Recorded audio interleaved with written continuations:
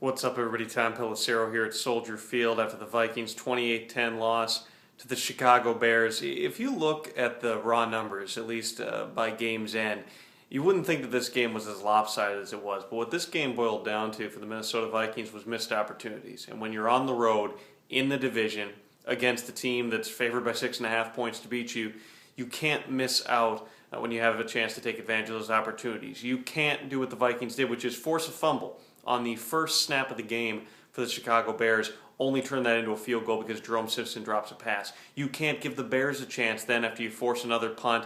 Adrian Peterson coughs up the football, the Bears take it down for a touchdown. You cannot continually give them more opportunities and not take advantage of opportunities of your own. You can't drop 6 passes in the game. You can't, when you do have chances to rush the quarterback, not get home. Jay Cutler had a ton of time. You saw what Jay Cutler can do and why scouts around the NFL always marvel at his skill set, even though at times it's tough for him to put it together. There have been some durability issues there in the past, and certainly the Bears' offensive line, as bad as they looked on Monday night, they went with a lot of max protection. They went with a lot of short routes. They really challenged the Vikings. Hey, if you want to rush 4, we'll block with 7. You got good luck. Cutler's going to stand in there. He's going to continue to back up. He's going to extend plays sideways with his feet and wait for someone to come open. There were a bunch of times in this game where Cutler's making plays that are after the play breaks down. There was one ball that he fit into one of the tight ends down in the red zone that was an incredible throw from my vantage point in the press box. Throw to Matt Spaeth for the touchdown, the way that he can put that ball on the money. Even some of the balls the Bears weren't able to bring in.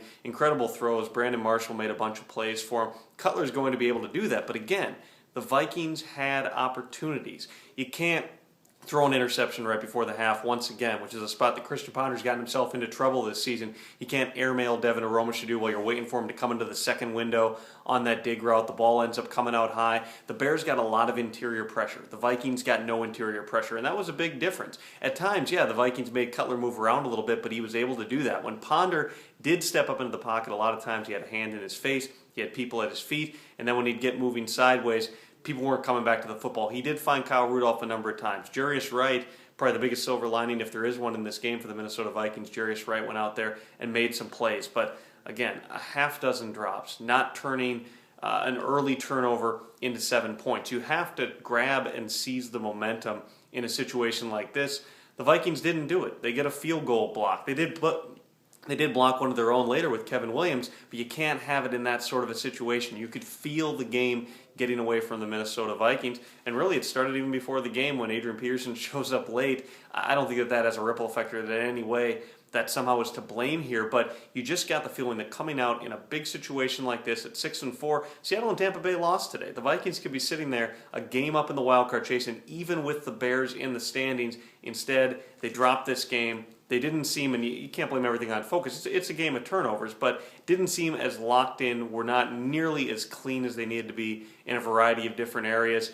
Certainly third down defense, you give up 10 of 17. That's just a really ugly number. They didn't get the benefit of the call, the interference call on Antoine Winfield in the end zone against Brandon Marshall, but at that point, the Vikings weren't stopping him anyway. That's a first down play. You can't chalk it up to the officials. You can't chalk it up, I don't think, entirely to what the Bears did, as impressive as Cutler was. The Vikings had some opportunities, failed to take advantage of those opportunities. They only got Cutler, I believe, double check, give me 1 second. 1 sack on Jay Cutler, and that was, I think, on the second series of the game where Cutler gets stepped on and falls down, and Fred Evans falls on him. Imagine that coming into this game. All the protection changes that they made, some changes in the personnel front. They lost 2 guards in this game. The Bears were just patching things together. This is the same unit that San Francisco ran over so efficiently. Credit to Mike Tice for coming up with a game plan that was going to get the football out of Jay Cutler's hands. But bottom line, when you have opportunities to get to Cutler, you've got to be able to finish them off. And it started out early. Everson Griffin spinning him around and ripping off Cutler's hand warmer. Yeah, Griffin makes a play there and is able to at least affect the throw and affect the play.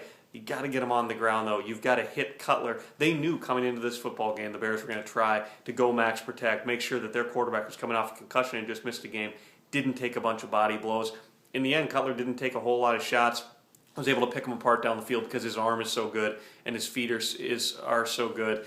The Vikings defense didn't rise to this challenge. There's going to be a lot of focus on the way Christian Ponder played, and certainly that interception was a big mistake. And certainly you're seeing again Ponder at times moving outside the pocket when he doesn't need to, seeming to be inaccurate when he is trying to stand in and throw the football down the field. But I wouldn't put Christian Ponder in the top 3 or 4 things the Vikings didn't do well in this game. Peterson can't turn over the football.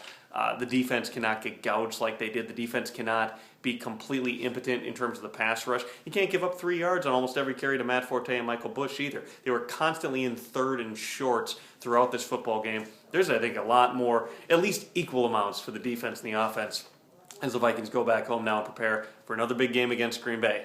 If they play like they did out here, they're not going to win. They're going to be back to 6-6 in a week. I'm headed out to a flight real soon at O'Hare, so I got to run. Tom Pelissero here at Soldier Field, 1500ESPN.com for full Vikings coverage. We'll see you.